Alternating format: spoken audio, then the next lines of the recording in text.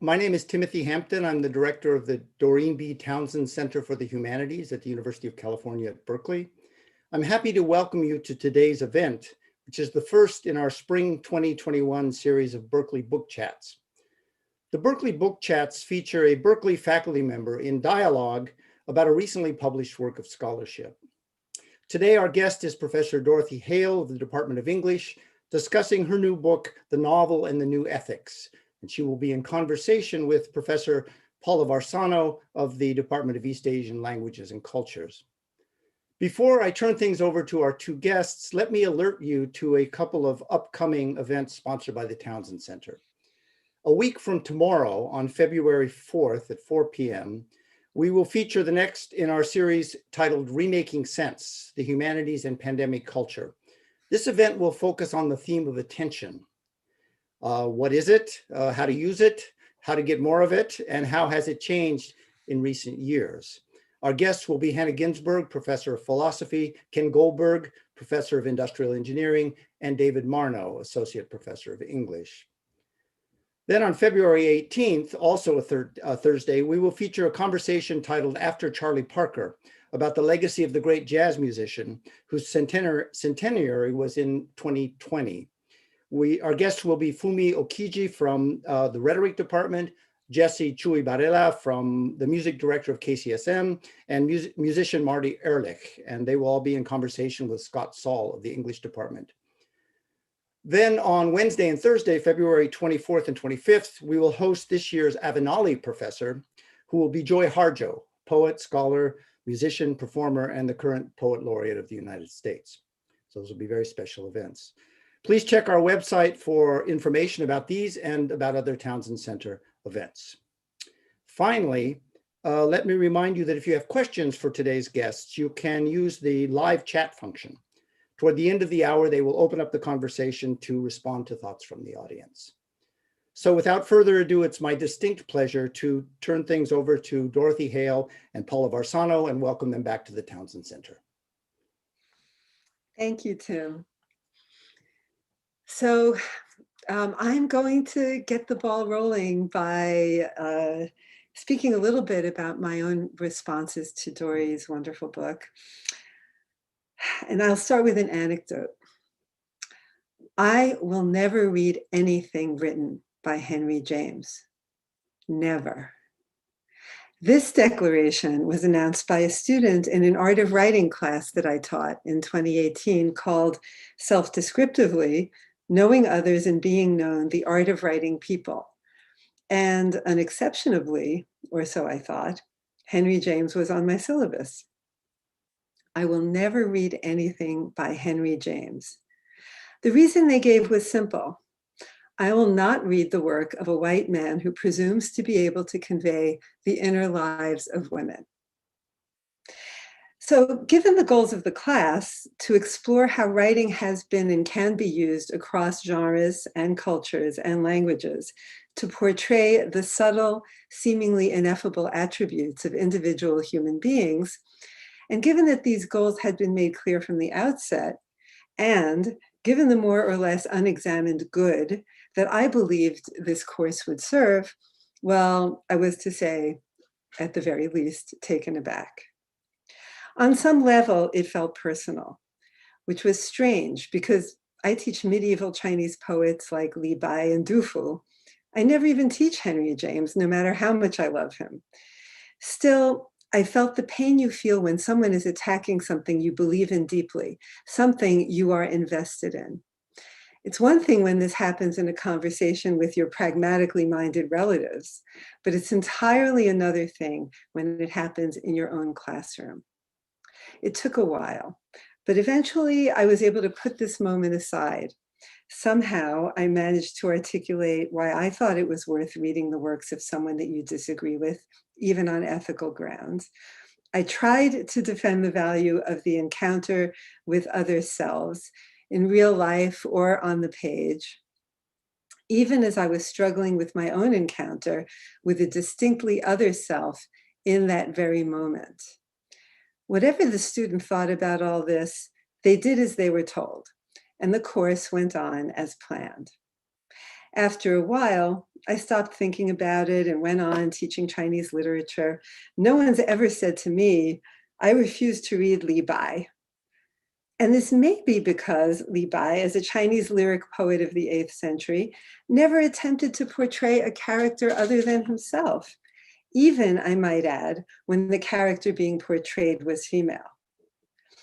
He did not write novels, and so I put that moment behind me. And now, a couple of years on, Dory's book comes along, The Novel and the New Ethics. How I wish that book existed back then and that I had already read it before I began teaching that class.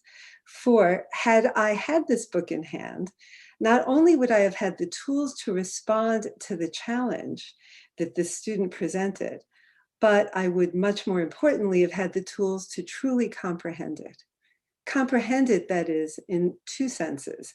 That is, to fully understand, to fully get where that person was coming from, and also to make room for it, to encompass it within my own way of seeing, without losing sight of the alterity that inhered within it.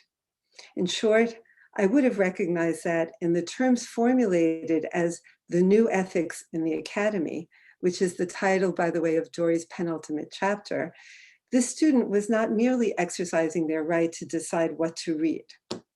They were freely engaging with the question of whether or not they were willing to enter, in Dory's words, a transactional relation with another agent, an agent defined by its difference from the reader.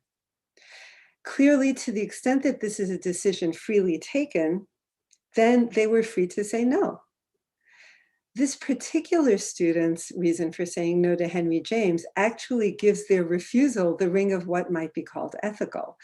After all, if they deny the right and the rightness of an author to strive to apprehend alterity in their writing, then it's merely consistent for them to refuse to make the attempt themselves as a reader.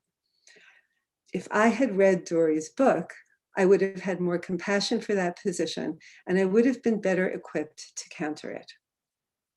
So, what is the project of this book, and how does it succeed in speaking to a reader like me on so many levels, the personal, the professional, the social, the pedagogical, and of course, the ethical?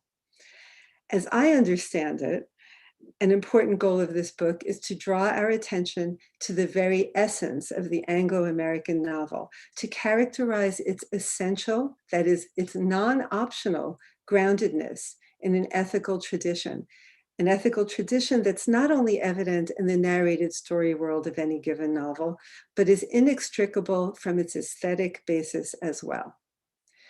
Most meaningful for me was how she demonstrates that what she calls the new ethics, the questioning of the ethics of a particular author to create characters that bear identities radically different from their own, is not, as I would have assumed, the overthrowing of the Jamesian Anglo-American novel, but a continuation of it. The desire to create not just a story world, but characters who ultimately have autonomy, who possess an interiority and a will that ultimately slips beyond the control of the author herself, both grows out of and helps to establish the novel's place in the tradition of liberal humanism. The novelistic engagement with the other and the debates and the aesthetic experimentation it has engendered and continues to engender, Dory argues, is the particular purview of the Anglo-American novel, whose very aesthetic form, that is, mere aesthetic form, is not just inseparable from a system of ethical beliefs, it is its most privileged expression.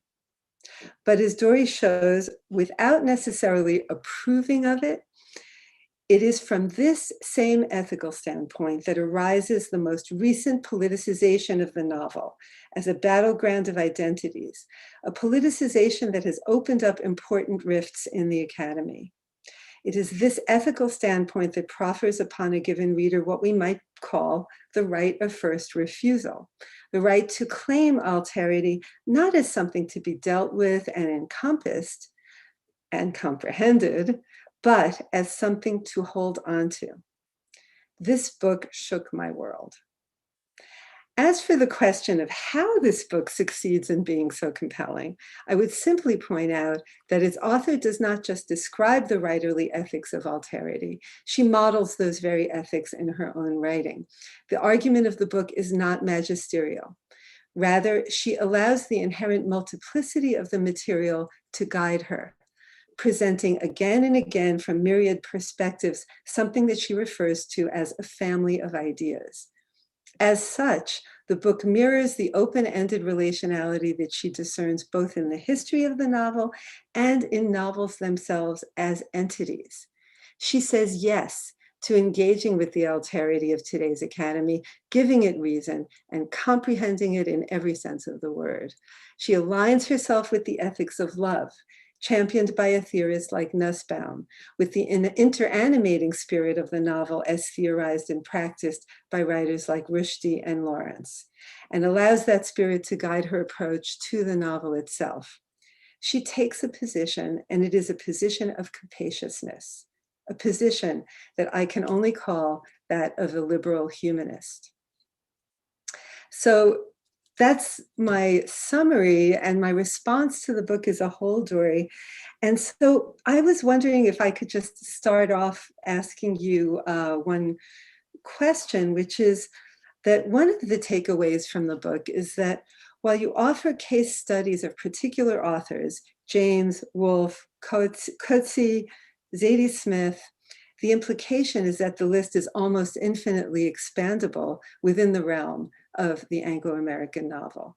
So I wanted to ask you, how did you choose these particular authors and works in particular?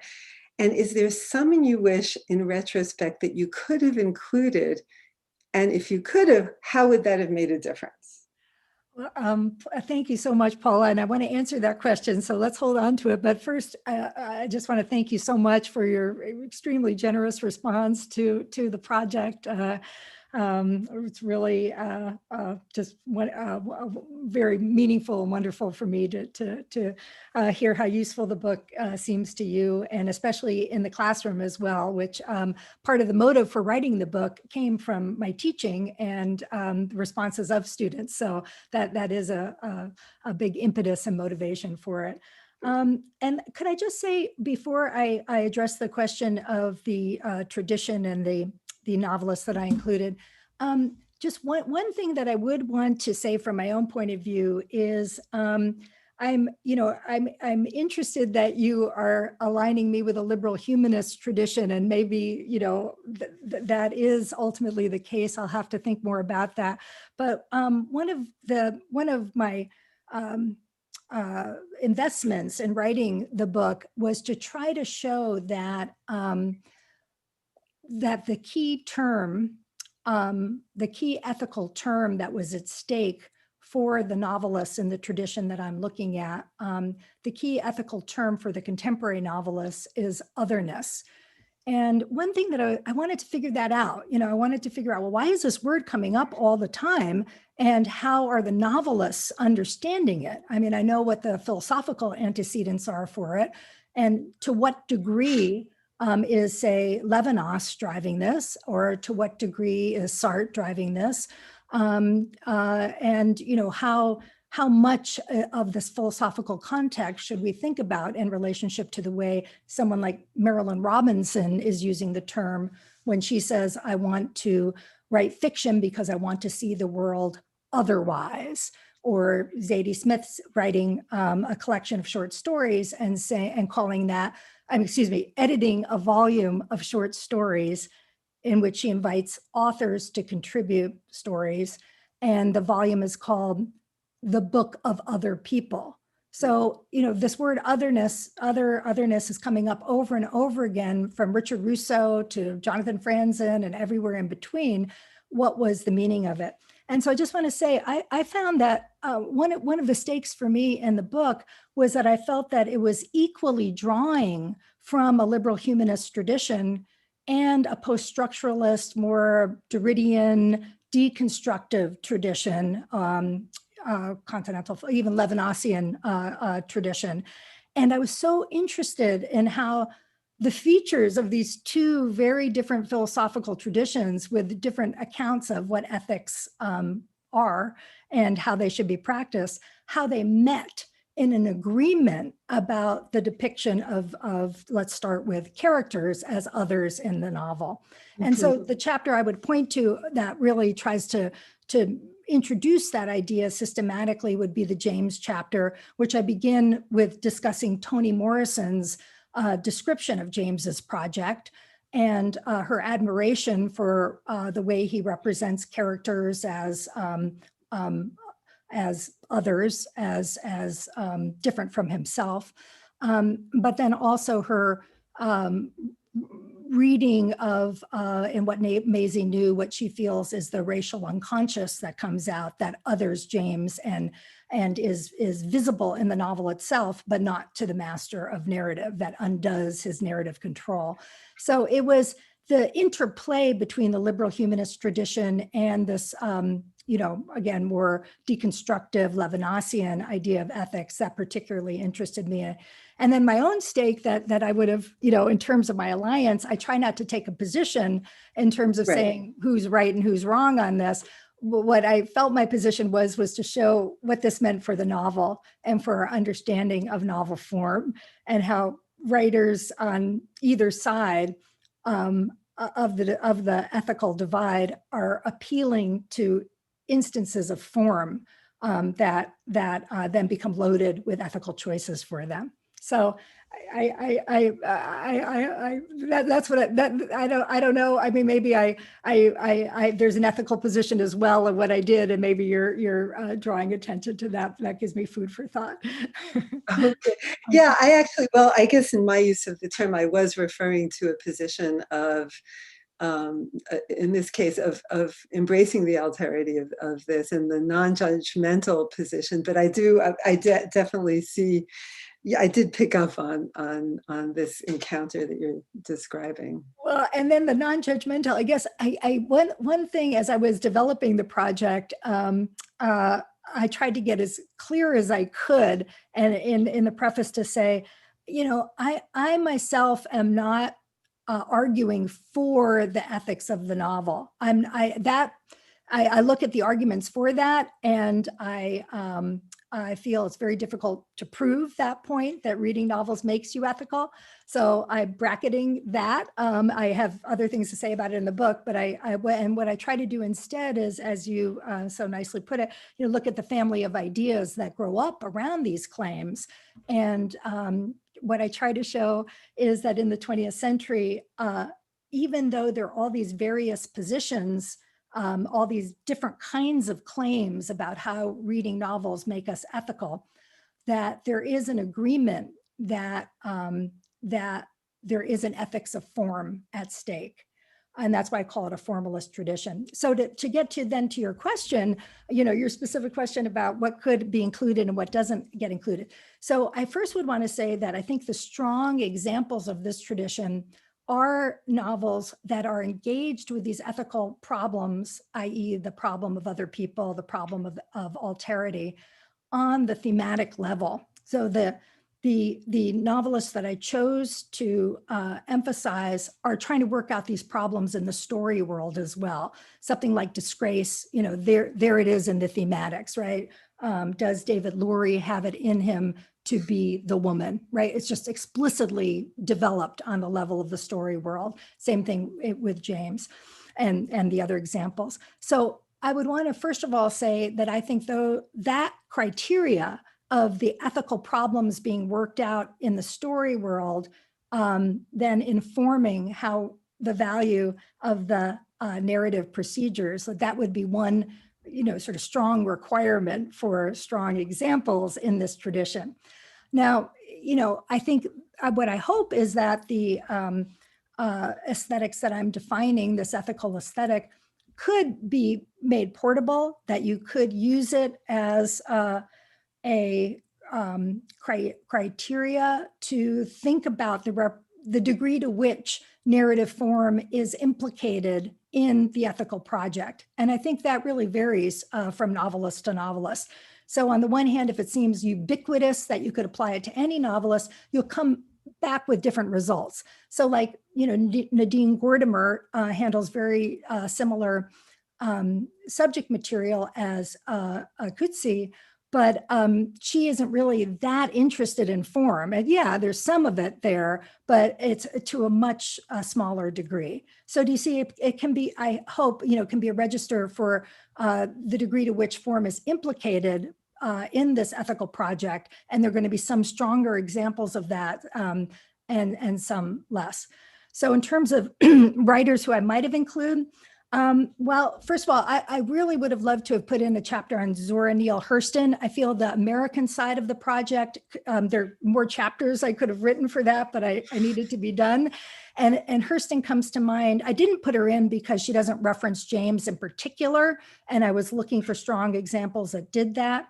But certainly the way she has been interpreted by Henry Louis Gates and others has been through a Jamesian lens. Gates invokes James, and it seems very appropriate to put her in the tradition. And of course, Zadie Smith is very much interested in Hurston as well. So that could be another key text and related to the Morrison.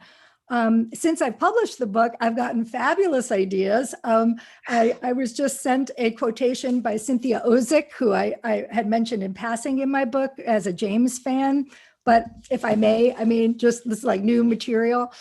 The quote is, according to Ozick, literature is different from all other human activities, and its singularity consists in its recognizing and honoring human difference. Its purpose, she has said, is to, quote, light up the least grain of being to show how it is concretely individual, particularized from any other, unquote. So yeah. And plus she, of course, has done a revision of James in her Foreign Bodies. She rewrites the ambassadors. So clearly that could have been another chapter. And some other people have mentioned Philip Roth to me and his connection with James. That's something I'd have to open up for myself. That would be new thinking for me. Mm-hmm, mm-hmm. Actually, it's funny. It's funny that you mention that, because one of the questions that I found, because I was thinking along those lines too, right? I found myself thinking a lot about Philip Roth, and I wondered why. I wondered, of course, why he wasn't included. But as you say, the book has to end, right? You can't include everybody who's interesting. But I had a particular angle on why he kept coming to mind. So, I'm a student of lyric poetry, and I'm particularly interested in the translation of authorial subjectivity into language, right? So Philip Roth is someone, although he's not writing poetry, he is somebody whose subjective presence seems absolutely there in his characters. And, you even feel, I don't know if you agree with this, but what kind of even ethical choices does a reader make when you're faced with a writer like Philip Roth, who is, the way I see him, is teasing readers who are trying to decide, are these autobiographical revelations or are these autonomous characters? As a reader, it's almost painful to be faced with the possibility that you're dealing with both things at once, that a given character is actually crossing that boundary. And he almost seems like the limit case of the kinds of intersections between aesthetics and ethics that you're discussing. He's so self-consciously playing with them. And so I was wondering what, if you could say more about him in this. Oh, right. Well, I wish I could, honestly, and this is just a, personal, Philip Roth has written so much, and I have dutifully read of 4 or 5 of his novels, but apparently I keep missing the ones that would be the good ones for my project. So I can't really say more than that, except that I should go back to Philip Roth and think about it. And I will say that I love your description of that experience of reading Roth. And that's what I'd hope that my book might provide is, as you said, with the example of your student at the beginning, is a way for us to think about this as a tradition, as a literary tradition.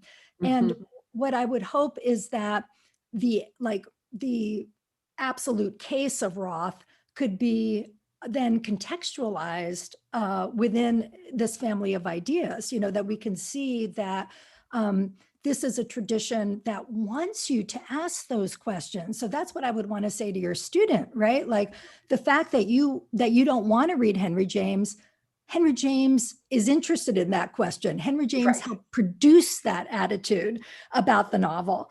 And let's read a little Henry James and see him involving that idea and elaborating it as an ethical position. So he's affording that position and wanting you to think about it.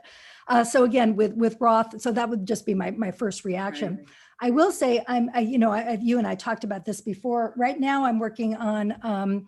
I was thrilled to read Bernardine Evaristo's Girl, Woman, Other, which won the Booker Prize last year.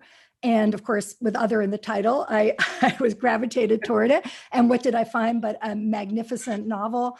And I just want to say one word about that, because in contrast to the Roth example, where you're, picking up on and interested in what I'm interested in, which is the degree to which the authorial self seems to control and dominate the representation of characters, and sort of invade that feeling of them being other people, but maybe at the same time eliciting the idea that they should be, right? Like that's as one limit case. With Evaristo, she takes a different approach. She says, okay, look, I want to represent in my novel the diversity of, I want to make visible, first of all, the identity of Black British women. And I'm a Black British woman, and I want to write a novel about that identity of Black women, Black British women. But so even when you take an identity issue, even when you say, I'm just going to write a novel about people like me because I want to bring them to visibility, they've been othered by society, and now I want to vivify, bring them into visibility and give them the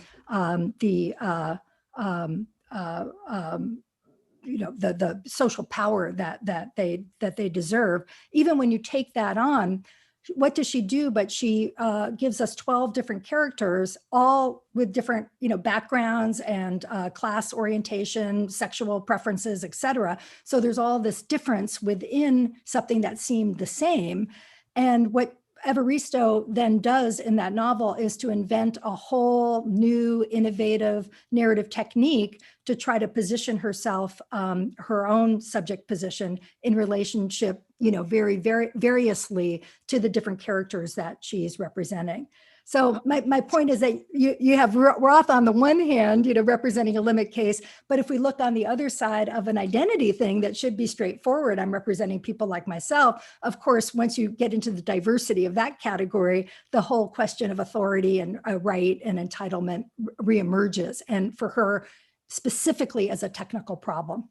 Oh, that's fantastic. That's fascinating, especially because what it does is it throws up in the air all of our assumptions about what constitutes an identity. So you think you can draw the boundaries in a certain way, and then by the closer you look, the more textured the vision is, then every individual becomes their own identity, and that kind of explodes the politics of it in a way, at least to a certain extent. I'm not saying absolutely so, but so if I can dig a little bit deeper into this presentation of an author's subjectivity, so in a case like this book that you're talking about, is that presence.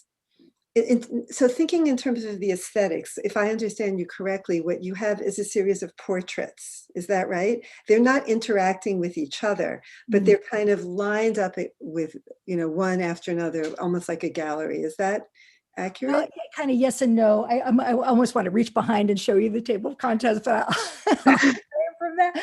But it is that it's represented as the 12 chapters are the different characters' names. So they are represented in that, kind of modernist way of, you could look back to, Sound and the Fury, As I Lay Dying, say, with the characters' names up as headings. But instead of giving us interior monologues, she gives us third person renditions of each character's points of view. in the story world, some of the characters do interact with each other, and there's a kind of an elaborate plot, but the setup formally is to occupy the point of view of each one of the characters in a serial fashion. Okay, so that's fascinating. So then in terms of the author's being an active subject, or a subject position that readers are also invited to assume in the course of reading, does that happen through how should I put this, through a kind of explicit or blatant reticence? That is, the pointing to the self is happening through the silence and the kind of the pulling strings action, but not an actual. Like, can you say more about that? Does that make sense? Could I also kind of back into that by saying one of the topoi that kept coming up with these really different writers that I was looking at, one thing they shared was this expression that came up over and over again, which is the author says, I want to slip into the skin of my character. Right. Now, that's a phrase I'm sure we could find it in the 19th century, 18th century. I'm sure, Plato was saying, I'm sure like there, but the fact that it keeps coming up over and over again in this novelistic tradition also points to the, the negotiation of that by whichever author is talking about it. So there's always a politics to it. There's always a sense of difference, first of all, and that you have to enter into your character by somehow getting into the skin first in order to get to the mind, right? There is an idea of autonomy that precedes your creation, and that you need to, that it's a difficult procedure, right? That it requires some effort to get into this ethical understanding of your character. So with Evaristo, she uses this phrase as well. And I think that what she ends up doing in her narrative form is one, again, it works on a symbolic register. So on the one hand, she chooses to use the third person, which points to the mediation of the narrator, that there's some sort of difference that needs to be overcome. But then I think what she uses is kind of crazy typography. She actually starts breaking the line of prose and chunking it in a visual way. And what I'm arguing is that represents an attempt of hers to silently, right, not vocally, not using diction and the problems of, FID and merger of vocabulary, et cetera, the politics of that she is trying to avoid that that explicit like evidence of her own identity, and use this typographical mode in order to make a gesture of emphasis and sort of helping the character on the character's behalf, right, to express what is important to the character, these little anecdotes of meaning that create the character's sense of identity. So what I'm trying to say is that the typography works in almost this like altruistic way that attempts to background Evaristo's own identity, her voice, but render the narratively the characters what's a sense of importance and sort of the events that matter to the character's sense of identity. Right. This is a really wonderful example of something else that was on my mind, in fact, which is much of what you talk about in the book has to do with the author, the process of writing that the author engages in, the relationship that the author that develops with the characters of their own creation, and that this whole process seems to kind of sideline the reader, that it becomes so focused on the relationship between the novelist and the characters and the story world and that space that they're creating, that the reader almost becomes incidental, which in the case that you're describing now is clearly not true. There's actually, this pushes beyond, and there is an attempt on the part of this author to go to look back at the work as and how it reflects that subjectivity of herself. So there's yet another layer of alterity, because we can't, of course, anticipate who that reader is going to be and what perspective they themselves bring, which I just want to point to our audience that this is part of the genius of this book, is that the open-endedness of this inherent structure is precisely what you replicate in the book itself. And so, I'm thinking we probably should open up to questions at this point. Okay, great. I want that, and I want to hear what people have to say. Let me just say one thing about the reader. It is interesting to me that it kind of taught the theorization of the ethics of novel reading. It kind of toggles, like the exponents of the authorial position, the authors themselves frequently don't talk so much about the reader. You're right. But as readers, then we have, we have descriptions of, very polemical descriptions of what a readerly reaction to alterity would be. So, so just Jonathan Franzen's a good example, and Toni Morrison, because they both say, kind of, as an author, I do this, and as a reader, I do this. So it gets theorized as two kind of separate endeavors that are connected over the issue of character. Okay, that is a really interesting point, because again, coming from my perspective, there is, from my own corner of research, one of the things that is always fascinating is that the Chinese lyrical poem is sometimes I wouldn't say a coded language, but it's a language that relies a tremendous amount on selecting things that will be recognizable by some people and not others, or selecting modes of expression that both bring in, I won't say conventional, but let's just say well-honed modes of expression, and then moving them in such a way that just the right reader is going to be able to pick up on the real who, like, who is this poet? What is the person behind these words? And that person, that ideal reader may not exist for generations. For some poets, they're writing not to their peers, but writing to some, they feel misunderstood, and somebody's going to be able to penetrate. And they do this, by the way, Dori, through an aesthetic, through the adoption of aesthetics, of particular types of aesthetics, among which is, of course, the aesthetics of the unsaid, the aesthetics of talking around something rather than saying it. And it becomes almost a filter. And so as I'm talking, questions are actually coming in. So maybe I will move to those. Okay, great. Yeah. Okay. So the first question that I see is from Kathy Gallagher. And she says, I'm interested in alternative versions of singular identities. Could you talk about the Jolly Corner in regard to that topic? Well, the Jolly Corner is, okay, so we might want to make a distinction between the more Gothic fictions that James produced and his realist fictions. And in my book, the strong examples of the tradition that I'm looking at are more in the realist vein.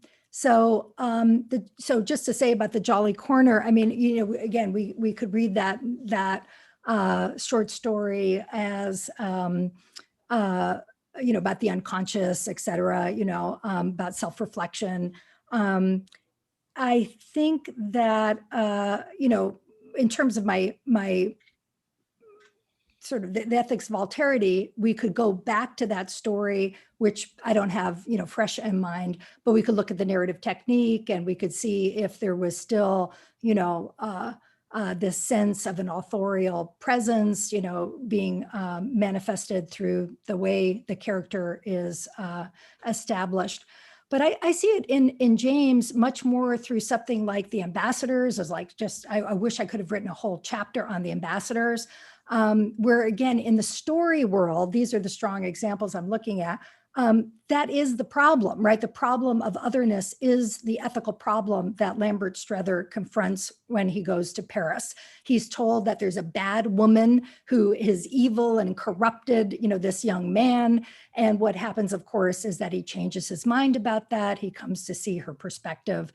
But the question is, will that ethical evaluation have to be undergone again and again and again? So, I think that would be my first response, that the Jolly Corner being more in a Gothic mode wouldn't be the most strong example of the narrative tradition that I'm looking at here. We could certainly think about it. That could be, volume 2, I guess. Yeah. Okay, the next question is from Tim Hampton, and he asks, is there a difference between how writers who are focusing on themselves work and other traditions where there are constant turns to the reader? Pre-Jamesian novelists often speak to the reader a lot. Does this matter? Mm-hmm. I think, again, what I would want to say is that in looking at the variety of narrative techniques in my book, what I want to show is that there's no one essential way of freighting narrative with ethics. And that's where my reading of Elizabeth Costello is so important to the project, because in my reading of that novel by J.M. Coetzee, what I try to show is that what Coetzee gets about the tradition is that the claims for ethics have become so ubiquitous and so emphatic that any element of narrative can be co-opted into this sensibility. So what I discuss in that chapter, for instance, this was kind of a fun discovery for me when I was reading the novel, when I, teaching it, and I thought, wow, I really noticed this granular thing. And that is that the character Elizabeth Costello refers to a short story by Kafka, and she actually is talking about the ethics of its narrative technique, once in an academic lecture and once in a conversation with her son. And she gives completely different ethical values to completely different aspects of the narrative technique.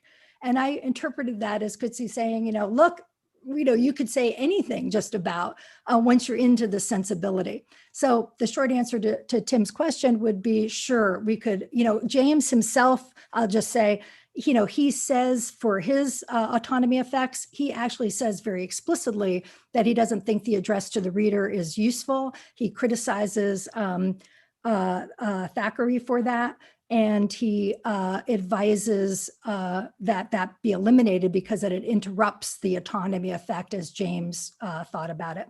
But that doesn't mean you couldn't, and Zadie Smith will do other kinds of more vocal narrative techniques as well. So the short answer is anything could be caught up in this ethics of narrative. Great. Thank you, Dory. There's another question from Dean Rowan. He says, isn't there a similar phenomenon in Anita Bruckner's novels? One senses she at least slightly reveals her own subjective experience while artfully crafting a, quote, character.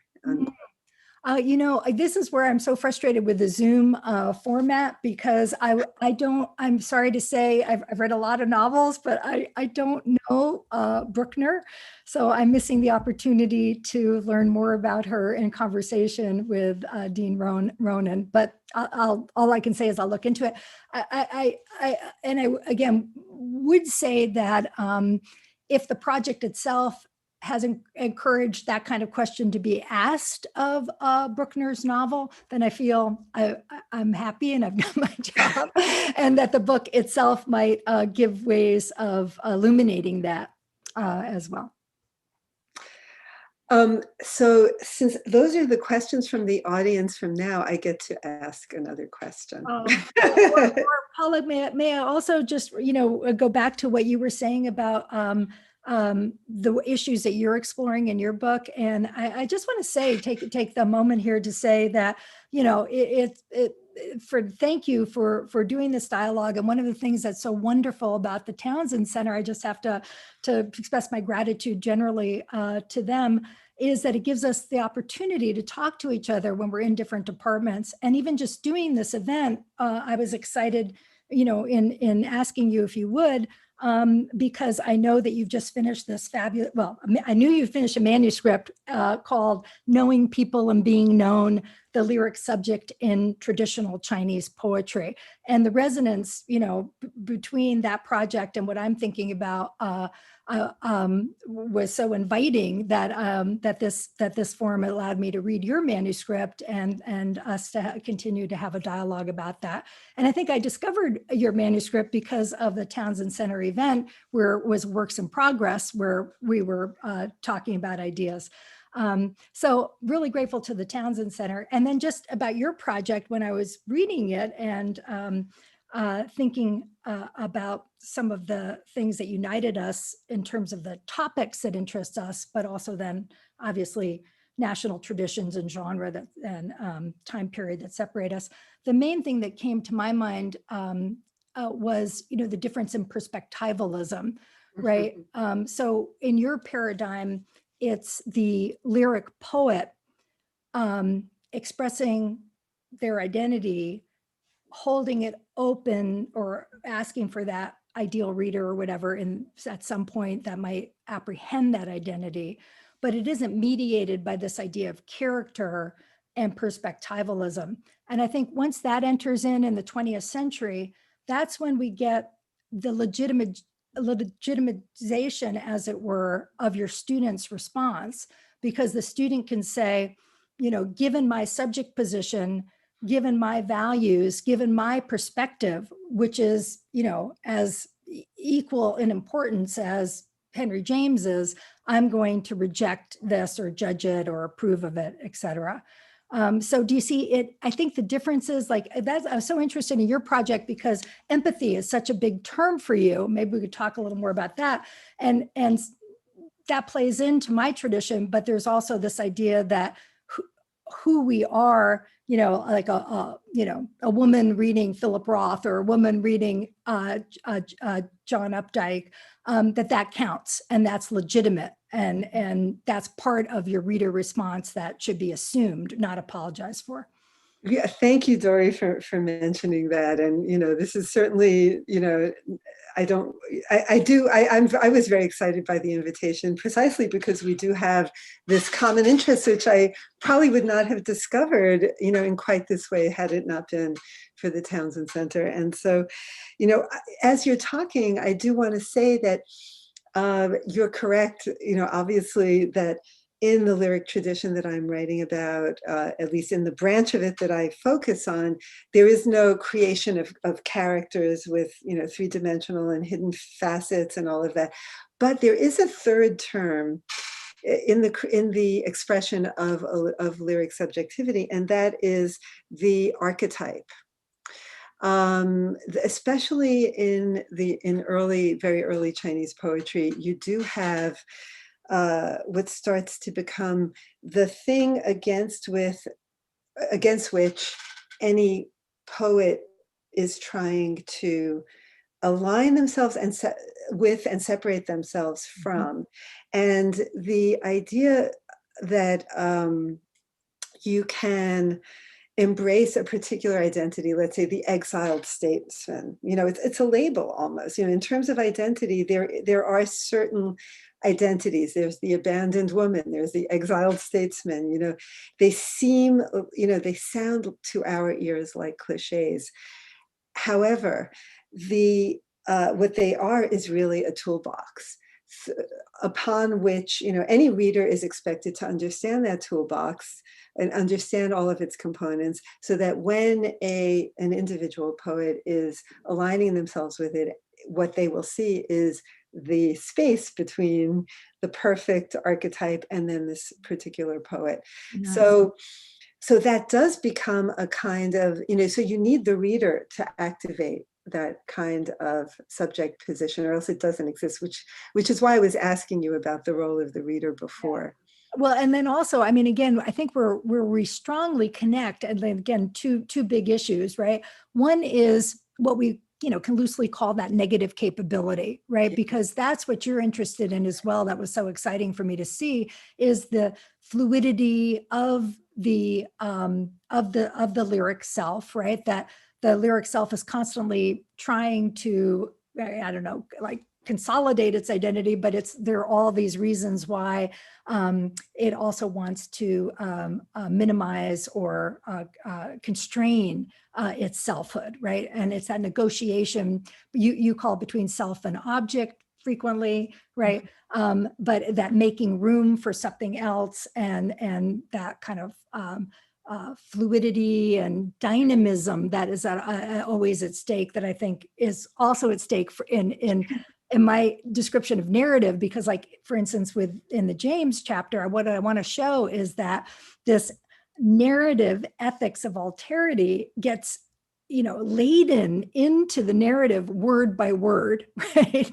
And that it ebbs and flows. It's not just one thing. Oh, I've created Maisie and there she is autonomously. It's like, I'm constantly striving. Is she still autonomous? Have I succeeded here? Have I, crowded her out, right? So that dynamism, I think, is a real connection between your project and mine. Yes, and it is that dynamism that gives that creates the ground for empathy.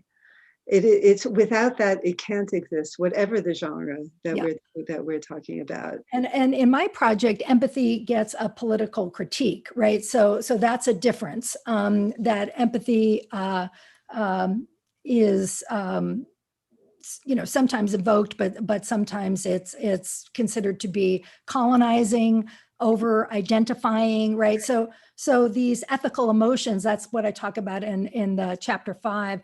For instance, there'd be alternatives to that. So something like being frustrated or perplexed or pushed away from a character, right? That affectively you might be, that could be an ethical emotion, frustration, right? That could be the good rather than empathy. Yes. And this, yeah. So right.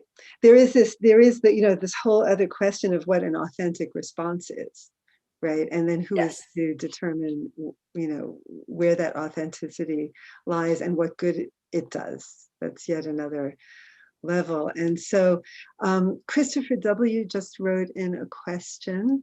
Your book includes metafiction as participating in the new ethics of the novel. I was wondering what role you see it playing. I wonder if that's Christopher Weinberg, and I know he writes on this, so that's why I would, again, wish we were all in the same room together. But, I talk in my preface a little bit about metafiction. And again, it kind of depends which variety of metafiction we're talking about. So I use the example of The French Lieutenant's Woman. And that's certainly a novel that, interrupts itself to talk about the autonomy of character and the ethics of representation. We, could definitely include that novel in this tradition. But other works of metafiction, especially I also have something to say about John Barth. And, it seems to me that a lot of the postmodernists who are working in metafiction are not interested in the tradition that I'm looking at. They are skeptical of this kind of ethics. They want to get away from it, right? They're critiquing it. They have a different notion of personhood. They have a different notion of textuality. So, not all metafiction, even though it may, something like Pynchon, The Crying of Lot 49, certainly we could think about the construction of character and the idea of whether Oedipus is a person or not, or the degree to which she projects personhood effects because it's a novel. But I would really want to make a strong distinction between Pynchon's project in that novel and something like Toni Morrison. Okay, and we have 2 more questions that I actually missed before Christopher. One is by Elise Cantaran. Thank you for this very interesting introduction. I wonder what could be the role of Puritan civilization of New England and UK in the ethical the ethics of Henry James. Yeah. Okay. Yeah. No, thank you so much for that. And again, I think so much of James's work is explicitly thematizing New England Puritan civilization, the ambassadors, the Europeans, even, you know, the American Girl and Portrait of a Lady. So James himself is taking this on as a thematic topic of exploration. And again, in that culture clash that he's interested in, he's reflecting critically on the Puritan ethics. And I think so in my reading of What Maisie Knew, what I tried to articulate as a paradigmatic example of James's concern were the different ideas of ethics that he's entertaining simultaneously. And he's not quite sure, he doesn't really come down on one or another. So, he sees virtue in Puritan ethics. Again, we can think of Lambert Strother, having a new appreciation for, oh, now I'm blanking out her name, sorry. Mrs. I want to say Newsom, but we'll just say that, about the iceberg. And at one point, she just seems horrible. But another point in the novel, he says, oh, yes, I miss that. I see now better what was great about the New England sensibility. So it's constantly under evaluation and it's never dismissed totally. So, but I feel that James is bringing this kind of complexity and, a plurality of paradigms of thinking about ethical value. I think he's articulating them in his fiction and also through his narrative technique, posing them as possibilities of ethical representation. So it's not just one thing. So we do have one more question. It's almost 1 o'clock. I'll read it to you quickly and maybe you can. Yeah. So Dylan Furcall, James claimed that the process of writing the ambassadors was one of expressing values, truths already manifest in the world, interested in his concern over expression versus discovery, writ ethics. Yeah, expression versus discovery. Okay, I mean, again, I really wish we were in the same room so I would know more what those terms meant to the questioner. But I will say in terms of my reading of James and one of the reasons why he's such a founding figure, there is at stake in his story worlds the possibility of transformation, right? And what makes it so poignant in when you're reading James is if usually he allows in his major fictions those moments of transformation to take place, right? The unexpected, what you couldn't have anticipated, new experience, right? Opening to the otherness that was not there, before. But there's no guarantee that those moments of transformation will remain. They can be ephemeral.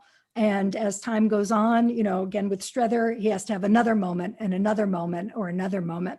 So again, an example from What Maisie Knew, we have that moment when Maisie meets the boyfriend of her mother. He says something wonderful about her, the mother.